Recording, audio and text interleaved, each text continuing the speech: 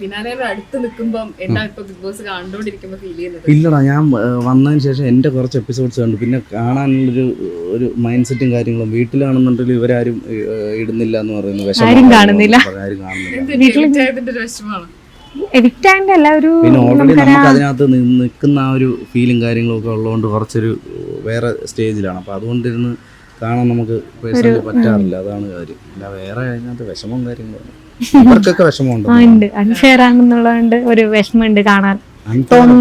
പറയുമ്പോ ക്ലാരിറ്റിയോട് കൂടി ലൈക്ക് അബിയെ കാട്ടി ഡിസൈനിങ് അല്ലാത്തവർ നിൽക്കുന്ന പോലെ ഫീൽ ചെയ്തിട്ടുണ്ട്. അൺഫെയർ എന്ന് പറയുമ്പോൾ അത് നമ്മുടെ ചാനലിനെയും അതിനെ റിലേറ്റ് ചെയ്ത് ചാനലല്ല കേട്ടോ, PR ഒരു അൺഫെയർ ആയിട്ട് പോകുന്നുണ്ടായിരുന്നല്ലോ പുറത്ത്.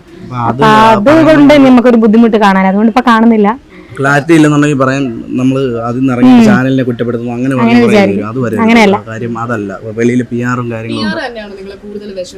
അതെ അതെ അതെ, ഷുവറായിട്ടും ഉറപ്പായിട്ടും. അതെ അതെ അതെ, വാല്യൂ മനസ്സിലായി. കാര്യം അത് ഉണ്ടെങ്കിൽ ഒരാളെ താഴ്ത്താനും പറ്റും, പൊക്കാനും പറ്റും എന്നുള്ള കാര്യമുണ്ട്. വോട്ട് ചെയ്ത് നിർത്തിക്കാനും പറ്റും. കാര്യം പറഞ്ഞപ്പോ ചേട്ടൻ ഒരു സ്റ്റോറി ഇട്ടിട്ടുണ്ടായിരുന്നു. അതില് അതായത് ലക്ഷ്മിയുടെ ഗ്രൂപ്പില് ഒരു ചർച്ച നടക്കുകയാണ്, ഒനീലിനെ എതിരെ കമന്റ് ഇടണം എന്നൊക്കെ പറഞ്ഞു. അപ്പോഴാണ് അതിനെ കുറിച്ച് അവനും ഡിസ്കസ് ചെയ്യാൻ താല്പര്യം. അല്ലല്ല, ഞാൻ അതിന് മുമ്പ് ഇറങ്ങിയ ആളല്ലേ. ഇതിനു മുമ്പ് ബിന്നിയുടെ ഹസ്ബൻഡ് ഇതേ കുറിച്ച് സംസാരിച്ചിട്ടുണ്ട്. അതായത് നെഗറ്റീവ് കമന്റുകൾ കൂടുതലാണ്. അത് കമന്റും കാര്യങ്ങളും ഒക്കെ ഈ സോഷ്യൽ മീഡിയ നടക്കുന്ന കാര്യമാണ്. അത് PR ആണ്. നിങ്ങൾ തന്നെ നോക്കുക, ഒരു കമന്റ് എടുത്ത് നോക്കിയാൽ ഒരു ജെനുവിൻ പ്രൊഫൈലിൽ നിന്ന് എത്ര കമന്റ് വരുന്നുണ്ട്. അത് മാത്രമല്ല, ഇതൊക്കെ എന്ന് പറഞ്ഞു കഴിഞ്ഞാൽ അങ്ങനെയുള്ള PR-ന്റെ കാര്യമല്ല ഞാൻ പറയുന്നത് വോട്ട് പിടിച്ചു കൊടുക്കാമെന്ന് പറഞ്ഞ് PR ഏജൻസീസ് സമീപിക്കുന്നുണ്ട്. അതായത് ഇന്ന് ഫാൻസ് അസോസിയേഷൻ ബേസിൽ അവരുടെ കീഴിൽ അണ്ടറിൽ ഒരുപാട് വോട്ടുണ്ട്, അവർ അത്രയും പേരെ കൊണ്ട് ചെയ്യും എന്നൊക്കെ പറഞ്ഞ് പൈസ കൊടുത്ത് വയ്ക്കുന്നത്. അങ്ങനെയുള്ളവരുടെ കാര്യമാണ് ഞാൻ പറഞ്ഞത്. അല്ലാണ്ട് ഈ പറയുന്ന പോലെ ഫേക്ക് കമൻ്റ് ഇടുന്നതോ അല്ല ഫേക്ക് പ്രൊഫൈൽ അത് ഇവർ ചെയ്യുന്നുണ്ടെങ്കിൽ മറ്റവരും അതുപോലെ ചെയ്യുന്നുണ്ട്. എല്ലാ PR കളിക്കുന്നവരും ചെയ്യുന്നുണ്ട്. ഞാൻ പറയുന്നത് ഇങ്ങനത്തുള്ള ഏജൻസീസ് ഉണ്ട് ഇങ്ങനെ വോട്ട് പിടിക്കുന്നത്. അപ്പോൾ വോട്ട് പോലും മറിക്കാൻ പറ്റുന്ന രീതിയിൽ അവർ പ്രവർത്തിക്കുന്നു എന്നുണ്ടെങ്കിൽ അത് നമുക്ക് സാധാരണക്കാരായിട്ടുള്ള ആളുകളാണ്. ഇപ്പോൾ അനീഷിനെ നിങ്ങൾക്ക് പറയാം, ഞാനായിക്കോട്ടെ ഒന്നിയിലൊക്കെ ആയിക്കോട്ടെ, വളരെ സാധാരണപ്പെട്ട കുടുംബത്തിൽ നിന്നാണ് വന്നിട്ടുള്ളത്. അപ്പോൾ അങ്ങനത്തെ സാഹചര്യത്തിൽ നിന്ന് വരുന്നവർക്ക് ഇത്രയും ലക്ഷക്കണക്കിന് രൂപ കൊടുത്തിട്ട് PR ചെയ്യിപ്പിക്കുക എന്ന് പറയുന്നത് നടക്കുന്ന കാര്യമല്ല.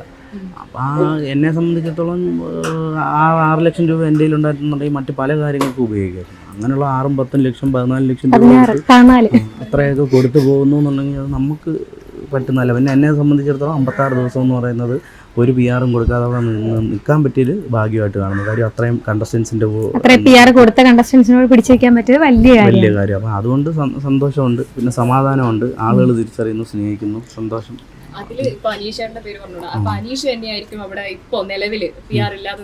അങ്ങനെ ഞാൻ പറഞ്ഞില്ല. അനീഷിന് PR ഉണ്ടാവും ഉണ്ടാവാതിരിക്കും, അതിനെക്കുറിച്ചൊന്നും ഞാൻ ഒരു കണ്ടസ്റ്റൻസിനെയും ഞാൻ പറഞ്ഞിട്ട് അവരെ PR ഉണ്ടെന്നുള്ളതല്ല. ഓഡിയൻസിന് കാണുമ്പോൾ മനസ്സിലാവില്ല ആർക്ക് PR ഉണ്ട് ഇല്ല എന്നുള്ളത്. ഇപ്പോൾ എൻ്റെ വായിൽ നിന്നിട്ട് ഞാൻ ഒന്നാമത്തെ കാര്യം ഇതിനെക്കുറിച്ച് ഞാൻ പൂർണ്ണമായിട്ടും അങ്ങോട്ട് ഈ കുറച്ച് കാര്യങ്ങൾ കണ്ടപ്പോഴത്തേക്ക് പിന്നെ ഞാൻ അതിനെക്കുറിച്ച് ന്യൂസിൻ്റെ പുറകെ പോകാനൊന്നും ഞാൻ താല്പര്യപ്പെടുന്നില്ല. പക്ഷേ കാണുമ്പോൾ എന്തായാലും ഇത് നമ്മൾ പറഞ്ഞു പോകുമല്ലോ ചില കാര്യം നമ്മളും പാട്ട് വെച്ച് ഷോയാണ്. അപ്പോൾ അതിലെ ഒരു കണ്ടസ്റ്റൻ്റ് ആയിരുന്നു നമ്മളും. അപ്പോൾ അത് ആലോചിക്കുമ്പോൾ നമുക്ക് എവിടെന്നെങ്കിലും ലോണെങ്കിലും മറിച്ച് ഞാൻ നേരത്തെ വന്നപ്പോൾ ഞാൻ പറഞ്ഞു PR-ന് കൊടുത്തിട്ട് പോയിരുന്നു എന്നുണ്ടെങ്കിൽ കുറച്ചും കൂടി ഈ പറയുന്ന പോലെ നമ്മളെ വോട്ടും കാര്യങ്ങളും ഇങ്ങനെയും കയറിയേനെ. അപ്പം പിടിച്ചു നിൽക്കാറുണ്ടല്ലോ ഉറപ്പായിട്ടും. ഇതിപ്പോ ഒരു ചർച്ച വന്നത് സുപ്രഭാതം അനീഷേട്ടൻ എപ്പോഴും പറയുന്നത് ഒരു സ്ട്രാറ്റജി ആണെന്ന് പറഞ്ഞിട്ട് ഭയങ്കരമായ ഒരു വിവാദം ഉണ്ടായിരുന്നു. നിങ്ങൾ അവിടെ ഉണ്ടായിരുന്ന ആദ്യം ഗുഡ് മോർണിംഗ് പറഞ്ഞു, പിന്നെ സുപ്രഭാതം പറഞ്ഞു. അനീഷ് നല്ലൊരു പ്ലെയറാണ്. അവൻ്റെ അതായത് കളിയുടെ ഭാഗമായിട്ടുള്ള കാര്യങ്ങളാണ് അതൊക്കെ. അതുപോലെ എല്ലാവർക്കും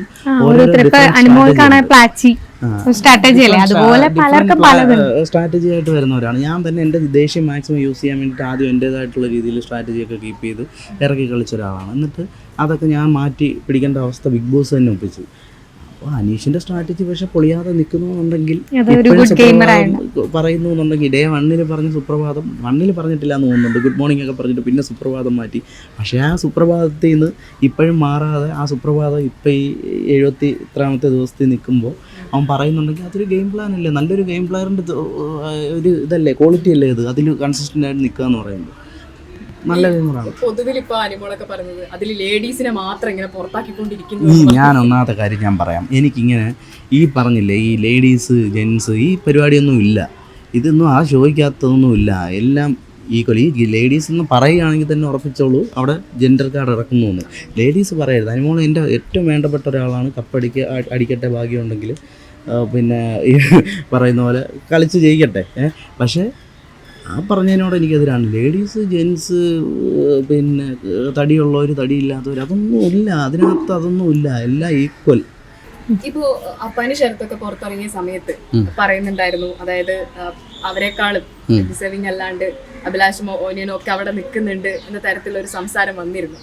ശരിക്കും അങ്ങനെയല്ല ഞാൻ കണ്ടെന്ന് തോന്നുന്നത്. അത് അഭിലാഷും ഒണിയിലെന്നല്ല, അഭിലാഷും ജിഷിനും ഒക്കെ മുന്നേ വരേണ്ട ആളുകളാണെന്ന് ഞാൻ പറയാം. അതെന്താ അറിയോ, എനിക്ക് തോന്നുന്നു ഈ സീസണിൽ ഏറ്റവും ഹൈപ്പായിട്ട് കയറിയ ആള് ശരത്താണ്. കാര്യം ശരത്തിൻ്റെ അത്രയും പബ്ലിസിറ്റി ഉള്ള വേറൊരാൾ ഈ സീസണിലില്ല.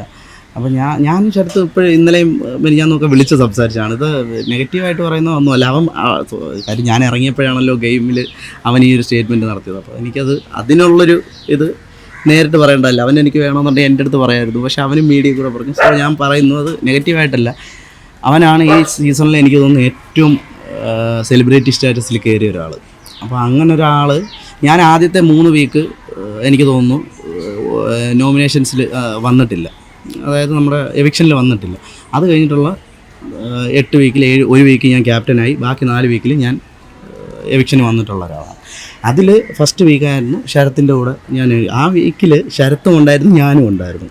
അപ്പോൾ പ്യൂർലി ഈ പറയുന്ന പോലെ പ്രേക്ഷക പിന്തുണയുടെ അടിസ്ഥാനത്തിലാണ് പുറത്താക്കുന്നതെന്നുണ്ടെങ്കിൽ ആ സമയത്ത് ഓരോ വോട്ടെങ്കിലും ശരത്തിനേക്കാൾ കൂടുതൽ എനിക്കുണ്ടായിരുന്നു എന്ന് ഞാൻ വിശ്വസിക്കുന്നു. അതുകൊണ്ടാണല്ലോ അതിനകത്ത് ഞാൻ നിന്നത്. അതല്ല ഇനി വേറെ എന്തെങ്കിലും കാരണം ഉണ്ടെങ്കിൽ പോലും പിന്നീട് വന്ന 4-5 വീക്കിൽ ക്യാപ്റ്റൻസി ഒഴികെ ബാക്കി വന്ന 4 വീക്കിൽ ക്യാപ്റ്റൻസിലും ഉണ്ടായിരുന്നു. ആ സമയത്ത് ഏതെങ്കിലും ഒരു എവിക്ഷനിൽ എനിക്ക് പോകാമായിരുന്നു, എന്നെ എടുത്ത് കളയായിരുന്നു. പക്ഷേ എന്നിട്ടും അവിടെ നിന്നു എന്നുണ്ടെങ്കിൽ ഈ പറയുന്ന പോലെ 56 ദിവസം നിന്നു. 56 ദിവസം നിന്ന് മിക്ക എവിക്ഷനിലും ഉണ്ടായിട്ട് ഞാൻ പുറത്തു പോയില്ലെങ്കിൽ പ്രേക്ഷകർ നമ്മളെ ഇഷ്ടപ്പെടുന്നു എന്നുള്ളത്. അതിനകത്തുള്ള കണ്ടസ്റ്റൻ്റ് അല്ല ശരിക്കും പറഞ്ഞാൽ നമ്മളെ ഇഷ്ടപ്പെടേണ്ടത്, ജഡ്ജ് ചെയ്യേണ്ടതും. പുറത്തുള്ള ആൾക്കാർക്ക് ഞാൻ പറയട്ടെ, ഞാൻ തെളിയിക്കാമെങ്കിൽ തെളിയിക്കും. ഞാൻ 1 രൂപ പോലും PR കൊടുക്കാതെ കയറിപ്പോയ ഒരു ആളാണ്. അങ്ങനെയുള്ള ഒരാളെ സംബന്ധിച്ചിടത്തോളം 56 ദിവസം അവിടെ നിൽക്കുക എന്ന് പറഞ്ഞു കഴിഞ്ഞാൽ അത് വലിയ ടഫായിട്ടുള്ള കാര്യമാണ്. അത് ഞാൻ അച്ചീവ് ചെയ്ത ഒരാളാണ്. അപ്പോൾ എനിക്ക് അതിലാണ് ഞാൻ വിശ്വസിക്കുന്നത്. അല്ലാതെ 24ാമത്തെ ദിവസം പുറത്ത് പോയിട്ട് ആർക്കും എന്തും പറയാമല്ലോ. ഞാൻ പക്ഷേ ആരും പറയൂല. കാര്യം എന്താണെന്നറിയോ, അതിന് കാരണം ഞാൻ ഗെയിം അവിടെ ഉപേക്ഷിച്ചിട്ട് വന്നു. പക്ഷേ ഞാൻ ഷാനവാസിനെ കുറിച്ച് പറഞ്ഞിട്ടുണ്ട്. കാര്യം അത് ഞാൻ എന്താണ് ഉദ്ദേശിച്ചതെന്ന്, പുള്ളിയോട് എനിക്ക് ഭയങ്കര സ്നേഹമുള്ള ആളാണ്. ഇപ്പോഴും ഞാൻ പറയുന്ന ഏറ്റവും സ്നേഹമുള്ള ആൾക്കാരിൽ പെടുന്ന ഒരാളാണ്. പക്ഷേ മുഖത്ത് നോക്കി പറയാതെ അപ്പുറത്ത് പോയി പറയുകയും ചെയ്തു. പിന്നെ അതുമല്ല, പുള്ളി ഞാൻ ചീത്ത വിളിക്കരുതെന്ന് പറഞ്ഞുള്ളൊരു സ്നേഹബന്ധത്തിൻ്റെ പുറത്ത് പറഞ്ഞതിന് ശേഷമാണ് പുള്ളി അത് ഗെയിം പ്ലാനാണ് എൻ്റെ എന്ന് പറഞ്ഞ് മാറ്റി വിട്ടു. അതെ, അതുകൊണ്ടാണ് പിന്നെ ഞാൻ അതിനെക്കുറിച്ച് പിന്നെ കൂടുതലൊന്നും പറയാതെ. അതും കുറ്റമായിട്ട് പറയുന്നതല്ല. എനിക്ക് ആരോടും ദേഷ്യമൊന്നുമില്ല, എനിക്ക് സ്നേഹം മാത്രമേ ഉള്ളൂ. പിന്നെ ഈ പറഞ്ഞ പരാമർശം ഇവിടെ പറഞ്ഞുകൊണ്ട് ഞാൻ പിന്നെ ചോദിച്ചു എന്നേ ഉള്ളൂ. ഈ ഷാനവാസ് മാറ്റണമെന്ന് തോന്നുന്ന എന്തെങ്കിലും കാര്യങ്ങൾ ഇപ്പൊ പറയാൻ കളിച്ചു വരുന്നതല്ല. ഇപ്പൊ മാറ്റണമെന്ന് പറഞ്ഞ കാര്യം, ഒന്നാമത്തെ കാര്യം അവൻ ഞാൻ വിചാരിച്ചാൽ പോലും പുള്ളി അത് മാറ്റിയാൽ ചിലപ്പോൾ ഈ പറയുന്ന പ്രേക്ഷക പിന്തുണ പുള്ളിക്കുണ്ടല്ലോ. അപ്പോൾ ഇത്രയും പേര് ഇഷ്ടപ്പെടുന്നത് ചിലപ്പോൾ ആ ക്വാളിറ്റി ഉണ്ടായിരിക്കും. പുറത്ത് നിന്ന് ഞാൻ ഔട്ടായി വന്നിട്ട് ഞാൻ നിന്ന് എനിക്ക് അത് പുള്ളി മാറ്റണമെന്ന് പറഞ്ഞാൽ എൻ്റെ അസൂയോ കുശുമ്പോ ഒക്കെ ആയിട്ട് ആളുകൾ കാണുള്ളൂ. പുള്ളി അവിടെ നന്നായിട്ട് കളിക്കുന്നതുകൊണ്ടാണ് പുള്ളി അവിടെ നിൽക്കുന്നത്. അപ്പോൾ അതുകൊണ്ട് നന്നായിട്ട് കളിക്കുന്നവർ നിൽക്കട്ടെ. അതേപോലെയല്ല, പുറത്ത് ഇപ്പോൾ ലക്ഷ്മി ഇറങ്ങി കഴിഞ്ഞപ്പോൾ, അതായത് ലക്ഷ്മി അവിടെ ആദില നൂറ LGBTQ ആ ഒരു ലെസ്ബിയൻ കപ്പിൾസിനെ ഒരിക്കലും അംഗീകരിക്കാൻ പറ്റില്ല എന്ന് പറഞ്ഞിട്ട് പുറത്ത് വരുമ്പോഴും ലക്ഷ്മിക്ക് ഭയങ്കര പിന്തുണ കിട്ടുന്നുണ്ട്. ഇത് കാണുമ്പോൾ ഒരു ഭയം തോന്നുന്നുണ്ട്. കാരണം ഇങ്ങനത്തെ സ്റ്റേറ്റ്മെന്റുകളൊക്കെ ഇങ്ങനെ ഭയങ്കരമായി ആഘോഷിക്കപ്പെടുന്നത് കാണുമ്പോൾ ഇല്ല ലക്ഷ്മിയെ തെറ്റായിട്ട് ഞാൻ ഒരിക്കലും ലക്ഷ്മിയുടെ പറഞ്ഞ ആ പരാമർശം തെറ്റാണെന്ന് ഞാൻ പറയുന്നില്ല. കാര്യം അത് ഒരു പേഴ്സണിൻ്റെ തീരുമാനമാണ്. എനിക്ക് വേണമെന്നുണ്ടെങ്കിൽ സപ്പോർട്ട് ചെയ്യാതിരിക്കാം. പക്ഷേ എനിക്ക് ഈ പറയുന്ന പോലെ അതിൻ്റെ രണ്ടിൻ്റെ ഇടയിൽ നിൽക്കുന്നൊരു പേഴ്സണാണ് ഞാൻ. എനിക്ക് അവരുമായിട്ട് എതിർപ്പുമില്ല, എന്നാൽ എന്താ പറയുക ഓവറായിട്ട് സ്നേഹവുമില്ല. അങ്ങനത്തെ ഒരു കമ്മ്യൂണിറ്റിയാണ് ഞാൻ പറഞ്ഞത് ടോട്ടലി പറയുന്നത്. എനിക്കറിയത്തില്ല, അതിനെക്കുറിച്ച് ആധികാരികമായിട്ട് പറയാൻ പോലും എനിക്കൊന്നും അറിയത്തില്ല. അപ്പോൾ അങ്ങനെയുള്ളൊരു കാര്യത്തെക്കുറിച്ച് എനിക്ക് കൂടുതൽ അറിവുമില്ല. എനിക്കെതിരെ ഈ പറയുന്ന പോലെ എനിക്കിതിനെക്കുറിച്ച് പറയാൻ ഞാൻ ആളുമല്ല.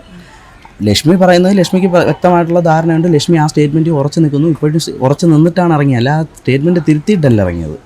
അതുപോലെ തന്നെ അതിനെ സപ്പോർട്ട് ചെയ്യുന്ന ഒരാൾ ആ സപ്പോർട്ട് ചെയ്യുന്നുണ്ടെങ്കിൽ അത് ഉറച്ചു നിൽക്കട്ടെ. പക്ഷേ ഇത് അങ്ങോട്ടും ഇങ്ങോട്ടും മാറി നിൽക്കരുതെന്നേ ഉള്ളൂ. ലക്ഷ്മി അവിടെ നിൽക്കുന്നു, പക്ഷേ അതിന് അഗെയിൻസ്റ്റായിട്ട് നിൽക്കുന്നവർ ഒരുപാട് പേര് കാണും. പക്ഷേ എന്നെ സംബന്ധിച്ചിടത്തോളം ഞാൻ അതിന് അഗെയിൻസ്റ്റുമല്ല, ഇതുമല്ല. അതുകൊണ്ട് ലക്ഷ്മിയായിട്ട് എനിക്ക് യാതൊരു പ്രശ്നമില്ല.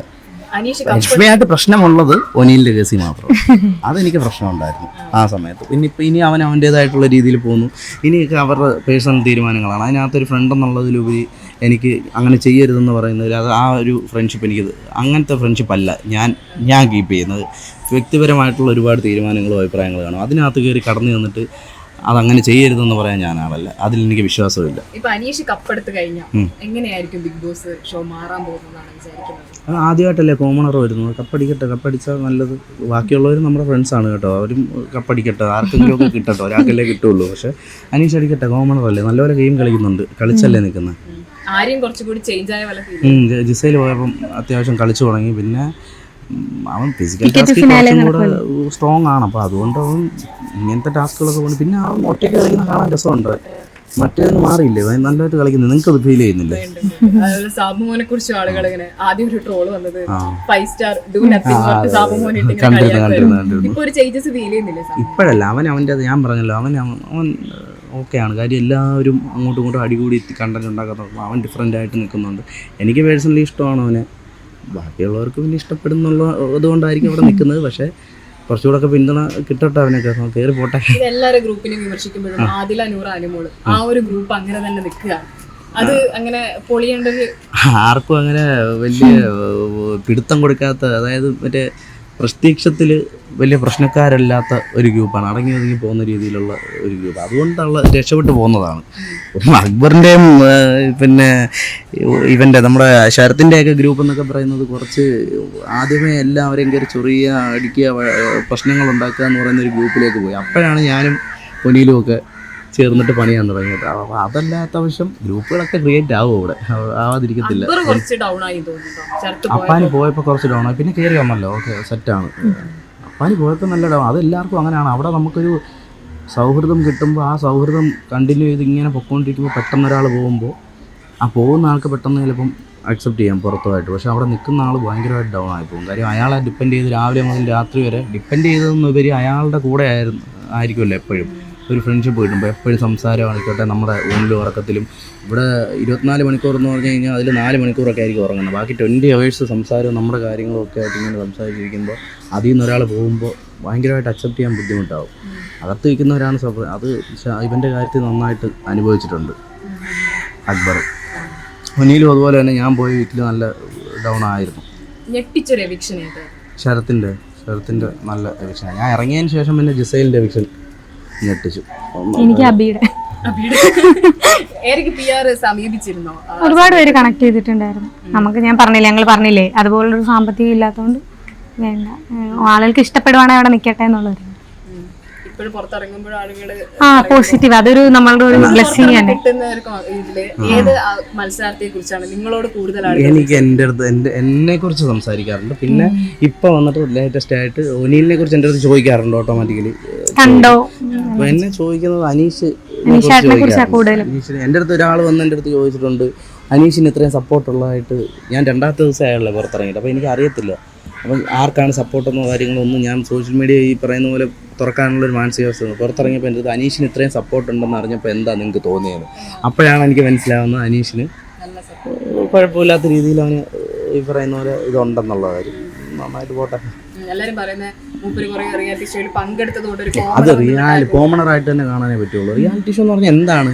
ഒരു റിയാലിറ്റി ഷോയിൽ പോയി ജഡ്ജായിട്ടിരുന്നു, അതോ അതിൽ കണ്ടസ്റ്റൻ്റായിട്ട് മുഴുനീളം ഒരു ഷോയിൽ അത് 50-60 പേരുടെ കൊടുത്ത് അത് നല്ലതായിട്ട് സ്ക്രീൻ സ്പേസ് പോലും കിട്ടണമെന്നുണ്ടെങ്കിൽ വലിയ പാടാണ്. കാര്യം അതിൽ നിന്ന് അവർ സെലക്ട് ചെയ്യണം, അത് ഭാഗ്യം കൂടെ വേണം. ആ ഷോയിൽ 100 പേരിരിക്കുമ്പോൾ അതിനകത്തുനിന്ന് നമ്പർ സെലക്ട് ചെയ്ത് തന്ന ഒരു ന്യൂസ് റീഡറായിട്ടെന്ന് പറയുന്നത് ആരെങ്കിലും പുള്ളി ന്യൂസ് റീഡർ ചെയ്യുന്നതായിട്ട് എന്തെങ്കിലും കണ്ടിട്ടുണ്ടോ? പിന്നെ അങ്ങനെ പറയാൻ പറ്റും പുള്ളി കോമണർ തന്നെയാണ്. കാര്യം അങ്ങനെ നോക്കുകയാണെങ്കിൽ ഉടൻപണം എന്ന് പറയുന്ന ഒരു പ്രോഗ്രാം ഉണ്ടായിരുന്നല്ലോ, അതിനകത്ത് ഞാനൊക്കെ പങ്കെടുത്തിട്ടുണ്ടായിരുന്നു. നമ്മളെ അറിയാവുന്ന ഒരുപാട് പേരുണ്ട്. അവരെല്ലാവരെയും പിടിച്ചുകൊണ്ട് സെലിബ്രിറ്റി എന്ന് പറഞ്ഞ കാറ്റഗറി അങ്ങനത്തെ രീതിയിലാണ് ഇപ്പോൾ ഞാനും പങ്കെടുത്തിട്ടുള്ള ഉടൻപണം നമ്മുടെ മനോരമയിൽ. അപ്പോൾ വേറെ ഒന്നുമില്ല, ആർട്ടിസ്റ്റ് ഒന്നും അല്ലാതെ ഞാൻ അതിൽ കയറിയിരുന്നെങ്കിൽ അതിനും സെലിബ്രിറ്റി എന്നല്ലേ പറയുള്ളൂ. മനസ്സിലായി? അങ്ങനൊരു പ്രോഗ്രാമിലാണ് പുള്ളി നിന്നിട്ടുള്ളത്. വളരെ ചെറിയ സ്ക്രീൻ ഫേസ് കിട്ടുന്ന, പിന്നെ എന്നാൽ അങ്ങനെ ഒരു കണ്ടസ്റ്റൻ്റായിട്ട് പറയാൻ പറ്റില്ല, കണ്ടസ്റ്റൻസിനെ ഹെൽപ്പ് ചെയ്യുന്ന ഒരാളായിട്ട് അങ്ങനെയാണ് നിന്നത്. അതത്ര വലിയ സെലിബ്രിറ്റി സ്റ്റാറ്റസിലോട്ടൊന്നും പോയൊരു പിന്നെ ഇമേജ് ഒന്നും അല്ല അനീഷിന് കൊടുക്കേണ്ടത്. ചെറിയ രീതിയിലുള്ളൊരു സ്ക്രീൻ സ്പേസും ഒക്കെ കിട്ടിയിട്ടുള്ളൊരു ഇതാണ്. അതുകൊണ്ട് കോമണർ തന്നെയാണ് 100%. അതിപ്പോ മറ്റുള്ള PR പറയുന്നതാണടാ, പുള്ളി ഇപ്പോ നല്ലൊരു ഗെയിം കളിക്കുന്നു, നല്ലൊരു പൊസിഷനിൽ നിൽക്കുന്നത് കൊണ്ട് പുള്ളിയെ താഴ്ക്കാൻ വേണ്ടി പറയുന്നത്. അതൊക്കെ നമ്മൾ കാണുന്നതല്ലേ സ്ഥിരം.